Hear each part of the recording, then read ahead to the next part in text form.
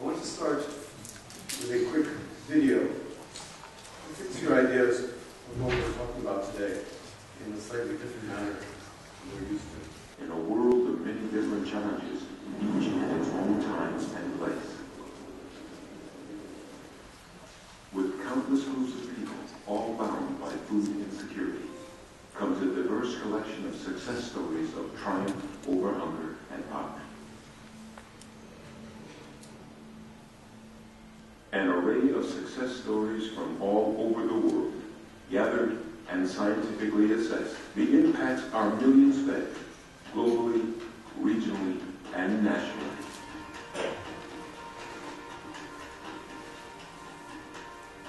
Farmers,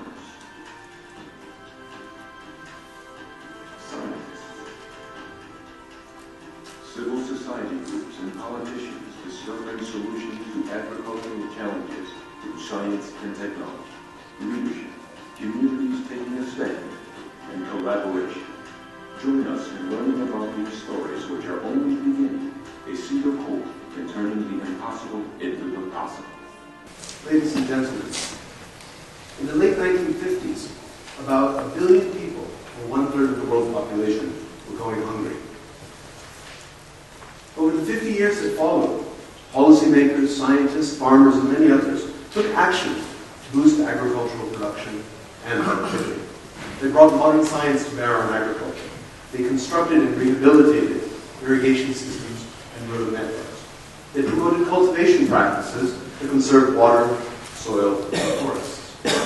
They introduced policies to encourage the production and distribution of more and better food.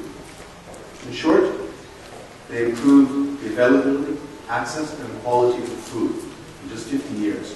Those are the 3 pillars of food security. Today, 50 years later, 1 billion people still go hungry. The result may look like failure, and in a sense, it is. 1 billion people going hungry is a tragedy on a grand scale. But from another angle, the result is an astounding success. If you think about it, the absolute number of people who are hungry today has remained unchanged, while the relative proportion of the hungry has decreased as the world population has doubled over the last 50 years. In other words, over 5 billion people are food secure today, a result that's greatly attributed to successes in agricultural development. Unfortunately, these successes are overshadowed by the gloom and the doom, by the crises and the calamities that play out on our newspapers, on our radios, and on our televisions. The Millions Fed Initiative was designed to identify and assess interventions in agricultural development that have substantially reduced hunger and nutrition. It was meant to document and synthesize evidence on where, when, and how these interventions have succeeded. And it was meant to share lessons that can help inform and improve policy decisions and investment decisions on agriculture in the future. It builds on many previous ideas and previous efforts, but it is unique in that there's never really been a collection of large-scale successes and the evidence on those successes brought together in one volume. So the question is, how did we proceed? How did we get to this book that we passed out to you? The first thing we did about a year ago was throw out a call for nominations, a global call for nominations. We held a wide-ranging series of expert interviews and consultations, and we did far-reaching review of the literature on agriculture and rural development. Ultimately, we identified 250, maybe 300 potential successes in agriculture. We then sorted the catch. We said, the intervention has to have occurred in a developing country, of course, because that's what we're focusing on. And it has to have tackled an important food security issue. We said that the intervention must have been implemented in the last 50 years, and it must have been implemented for a time period long enough to accumulate some body of evidence of impact. We said that it can't be a pilot project, a district project, a flash in the pan, or something small. We want large-scale successes. We want to see what's really happening on a large scale. We said that the intervention must be socially, economically or politically sustainable. That's an important criteria. And importantly, we said that the intervention must be supported by well-documented and rigorous evidence of measurable impact on food security. So with guidance and insight from an international panel of experts, we narrowed the list down and commissioned technical studies to synthesize and assess the evidence for each case. The commissioned studies, which are summarized in the book you have and available on IFPRI's website, are rigorously peer-reviewed documents. And what we're sharing with you today are the highlights of those studies that are compiled in a single book. These are the 20 successes that we put together for you. 20 proven successes. They're rich and diverse in nature. They vary in terms of time, space, and character. They're global, they're regional, they're national, they're always local. And they're illustrative of a wide range of pathways to success. Of course, we recognize there are many other successes in agricultural development that may not be covered here. This is not an exhaustive volume. In some cases, though, those successes that aren't covered here are likely to be relatively small and waiting to be scaled up. In other cases, the successes are simply too recent to have stood the test of time. And in other cases, the successes are real. We've seen them with our own eyes, but they're just not documented or evaluated sufficiently. To this end, we hope that this work, this research, will stimulate new efforts to identify, document, and substantiate successes that are still out there or in the making. It's important here to note the diversity among these successes, the pathways to success. Many of the stories that we've gathered here today date back to the 1960s, when the world was focused on intensifying food staple production, putting more rice on the plate, as many leaders discussed back in those days.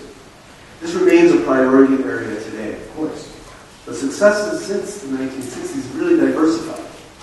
To address issues of equity in the environment, successes have come to include community-driven and environmentally sustainable interventions. To address the growth of trade and markets, successes have come to include more market-oriented programs and private sector interventions, getting the prices right, as was the term used in the 1980s. To address the diversity of agriculture across the developing world, successes have also moved out of food staples and cereals and basic food staple crops into production, processing, marketing, and crops such as fruits, vegetables, legumes, dairy, livestock, meat, and fisheries, as key sources of income and income diversification for the poor.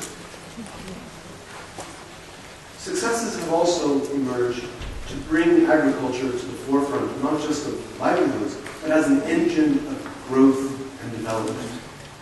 Successes have included large-scale reforms in trade policy, large-scale reforms in fiscal policy, monetary policy, property rights, and many other large macroeconomic areas. And finally, to address the untapped issue of food quality and nutrition, we cataloged at least one success that's recently emerged on promoting the production and consumption of micronutrient-rich food. It's simply not enough to produce more food or to improve access to food, but to improve the quality of food is a whole area of success that we've managed to improve, but look forward to having more of. Let me give you a flavor of what we have in this volume, and then you're able to go home and read them at some point. I'll give you 3. Let's first start with the international collaborations that contain lead lists. In the 1950s, farmers in North America and South America, the Middle East, many other regions of the developing world were confronted with a major threat to global wheat production. They were rusts, or a type or class of fungi capable of decimating wheat and spreading via the wind across great distances from country to country, from farmer to farmer. To tackle this threat, a group of scientists began a rust resistance breeding program, citing much of their work in Mexico with support from the Rockefeller Foundation. Many fellow scientists at that time, starting back in the 1950s, were actually pretty skeptical about the methods being used here. They said it couldn't be done.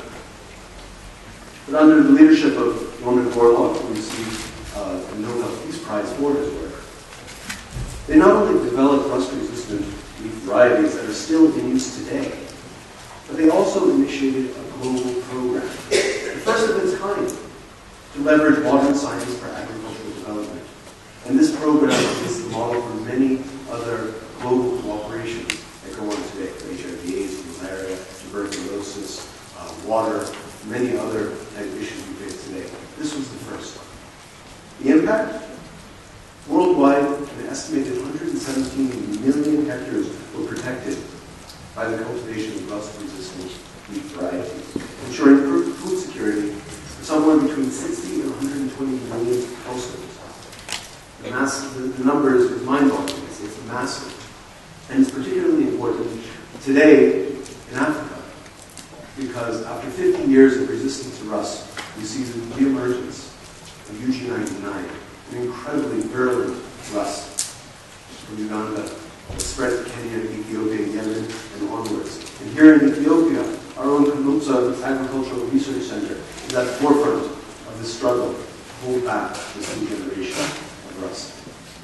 So it's an important success that needs to be repeated with the same and with more resources and commitment that was done before. Let me give you a second example, again from Africa. Regreening the Sahel, farmer-led innovation in Burkina Faso and Niger. In about the 1980s, farmers recognized in Burkina Faso Central Plateau and in southern Niger that repeated droughts, failures of the rainfalls, and large government development projects were just not working for them. Their livelihoods were threatened by hunger, by a lack of water, by a lack of crops. And no one was really going to their aid. Their soils were crusted, there was no water, their wells were running dry, lack of rainfall, disappearing forest resources, and the like. With the help of community leaders and non-governmental organizations, communities began to take action themselves. They developed silos or planting pits, where you dig a deep hole and you add rainwater runoff, soil runoff from when rains do come. You add organic manure and other waste materials, and you basically plant in this fertile pit sorghum, millet, the crops that sustain life in the arid Sahara. They constructed stone bunds or walls to catch the soil runoff when it did rain, and then improve the fertility of their field. And especially in southern Niger, they regenerated forests that had been cut down over the years and dug up that which had been there in the past, made new canopies of trees that allowed them to cultivate in the hot sun of the Sahel, and to gain both sustenance and income from fruit, fodder, and firewood. They were regenerating some of their traditional or indigenous knowledge to make this happen. And it's not a small success. Ladies and gentlemen, we're talking about 5 million hectares of land between these two countries, and enough additional food production to sustain some 3 million people. So it's a large-scale success. My third example, the last one, is conquering the cattle plague, as it was known, the global effort to eradicate rinderpest. In the 1990s, the international community came together to recognize success in near eradication of rinderpest, a deadly cattle plague that endangers livestock, or has endangered livestock, for millennia, and had come to Africa about 130 years ago. Eradicating this disease, or any disease, is no easy task. It takes the right tools. For instance, developing a vaccine that not only provides immunity to the animal, but can be distributed over countries where there may not be a cold chain to store the vaccine. That was developed in the 1980s and proved a big boon to this effort. But it also takes good surveillance systems, knowing where an outbreak is, knowing where the rinderpest has reared its ugly head, and knowing how to react quickly. And that's more than simply science. That's good communications. And it takes the right commitment, too. It's not enough to say in an international conference that we're going to eradicate rinderpest.